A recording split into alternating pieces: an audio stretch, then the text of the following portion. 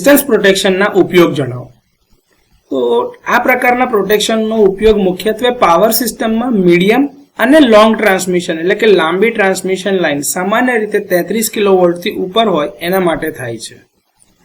આ પ્રકારનું પ્રોટેક્શન ઝડપી અને સિલેક્ટિવ કામગીરીને કારણે અલ્ટ્રા હાઈ વોલ્ટેજ કે એક્સ્ટ્રા હાઈ વોલ્ટેજ એટલે કે ખૂબ જ ઊંચા હાઈ વોલ્ટેજ જે સિસ્ટમ ધરાવતી હોય જેમ કે 132 કેવી 220 કિલોવોલ્ટ 400 કિલોવોલ્ટ કે એનાથી વધારાની જે સિસ્ટમ છે એ બધાની લાઈનો ઉપર વ્યાપકપણે લાગુ કરવામાં આવે છે. ઝોન 2 અને ઝોન 3 ના સેટિંગ્સ જે છે એ આજુબાજુના જોડાયેલ લાઇનના વિભાગ જે હોય એને બેકઅપ પ્રોટેક્શન આપે છે રિમોટલી દૂરથી.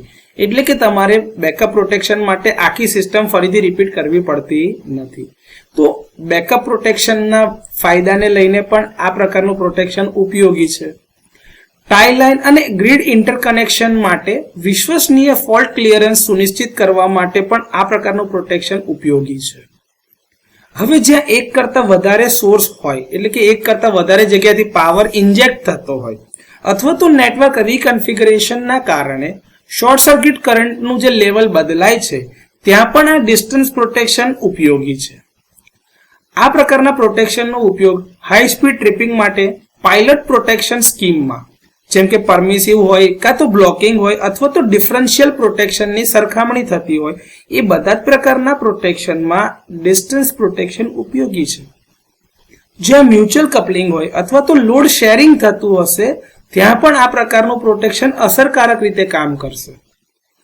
એનો ઉપયોગ ઓછા ફોલ્ટ કરંટ અથવા તો જ્યાં સિસ્ટમમાં ડિસ્ક્રિમિનેશન બહુ ખરાબ છે અથવા તો ચોક્કસ નથી તેના કારણે ઓવર કરંટ પ્રોટેક્શન જે છે એ ખોટું ઓપરેટ થતું હોય અથવા તો અવિશ્વસનીય હોય ત્યાં પણ ડિસ્ટન્સ પ્રોટેક્શનનો ઉપયોગ થાય છે. તો ડિસ્ટન્સ પ્રોટેક્શનના થોડા ઘણા ઉપયોગો છે.